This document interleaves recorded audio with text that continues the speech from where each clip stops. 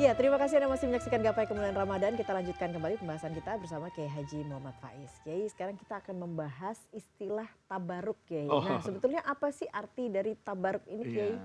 Barokah itu al-khair, Hmm, kebaikan. hmm. Bertabaruk itu mengambil kebaikan. Mengambil Jadi kebaikan. para pemirsa, saya ingin menguruskan dulu logikanya nih. Kan ada orang kalau bertabaruk itu sebagian kelompok masyarakat ya. Saya pernah lama hidup di Saudi ya, jadi paham banget. Itu dikafir-kafirkan, diharam-haramkan. Saya cium tangan orang alim, wah itu sujud depan orang. Ada guru saya minum, Iya, bekasnya saya minum. Wah itu haram, meyakini bahwa guru itu bisa memberikan kebaikan. iya. Ini sebetulnya orang yang kayak gini Mbak Eva, itu lupa melihat sisi yang utuh dari kehidupan di dunia ini. Kehidupan di dunia ini, Allah membuat hukum namanya sebab dan akibat. Mbak Eva kalau pusing, itu minum obat pusing. Iya. Oke, kalau merasa badannya kaku, ke gym, olahraga. Itu namanya sebab. Sebab saya olahraga, saya sehat. Sebab saya makan yang bergizi, saya kuat. Itu namanya sebab. Kalau saya sakit, maka cara pengobatannya minum obat. Itu namanya sebab dan akibat. Akibat. Sebab dan akibat ini Mbak Eva oleh Allah dibuat lahiriah dan batiniah Mbak Eva. Hmm. Ada sebab yang bisa membahagiakan kita dari aspek lahiriah. Tapi jangan lupa, ada sebab yang bisa membahagiakan kita itu dari aspek batiniah yang tidak terlihat. Misalnya, saya ngelihat ada orang ini pendidikannya sederhana banget. Tapi hidupnya itu luar biasa. Selidiki punya selidiki, ternyata bakti kepada ibu. Ya, sekarang saya tanya, ketika dia berbakti kepada ibunya, ya dia sowan, dia mungkin wah menghormati ibunya luar biasa.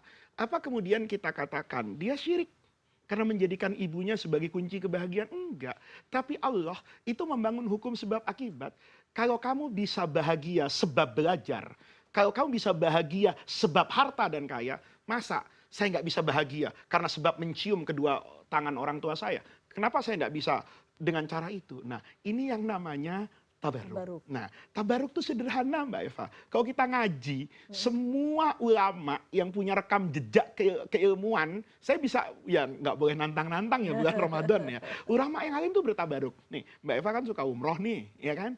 Sekarang orang jemaah umroh itu Mbak Eva, diajak ke Mantikoh al-Ula. Yang Iya. pernah kita bahas hukumnya halal apa Halal, haram. boleh. Yang dulu namanya Madain Soleh, Iya. tempatnya kaum Samud, ada untanya Nabi Soleh. Itu jelas kok Anda baca Imam Nawawi itu di Sarah Sahih Muslim. Ada orang di dunia ini yang berani mengatakan bisa memahami hadis itu dengan baik tanpa wasilah Imam Nawawi. Imam Nawawi itu cerita, ketika Rasulullah dengan sahabatnya lewat di Al-Ula itu, Madain Soleh itu. Kan sumurnya banyak. Maka ada sebagian sahabat yang mengambil air, kemudian memasak apa ya, untuk melembutkan adonan roti.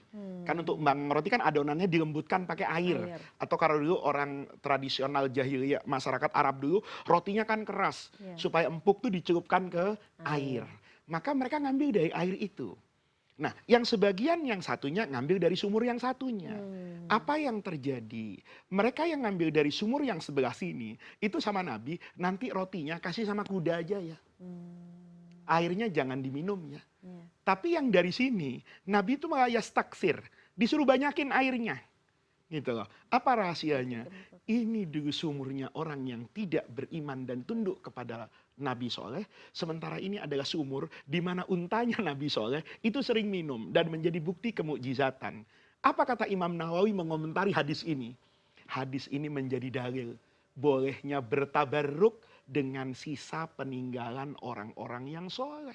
Gitu loh. Nah, itu sederhana Mbak Eva. Kalau mau baca hadis, itu yang namanya rambut Nabi, ludahnya Rasulullah, itu carilah dalam semua buku hadis, itu diperbolehkan oleh semua ulama. Itu namanya bertabarruk. Iya. Ya, Anas bin Malik itu dipesan sama ibunya Ummu Sulaim. Pokoknya ada keringatnya Nabi simpen. Gitu. Nanti orang sakit, itu kalau nggak pakai rambutnya Nabi, ya pakai bekas keringatnya Nabi. Itu rambutnya Nabi, itu kalau habis cukur, itu disimpan sama Ummi Salamah.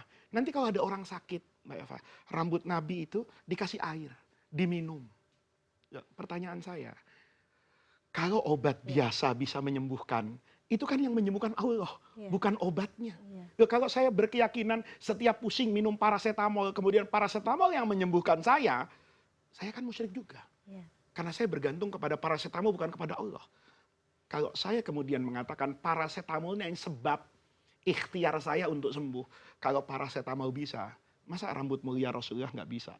Gitu loh. Ini penting banget Pak. Yang terakhir nih Mbak Eva. Ada ulama besar Imam Subki.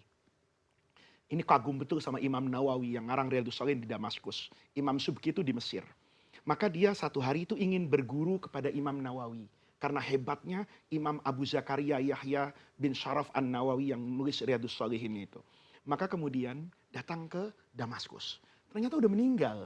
Kan tidak ada sarana komunikasi. Begitu sampai karena meninggal, itu tidak menghilangkan kekecewaan Imam As-Subki. Dia datang ke pesantrennya Imam Nawawi, namanya Darul Hadis Al-Ashrafiyah.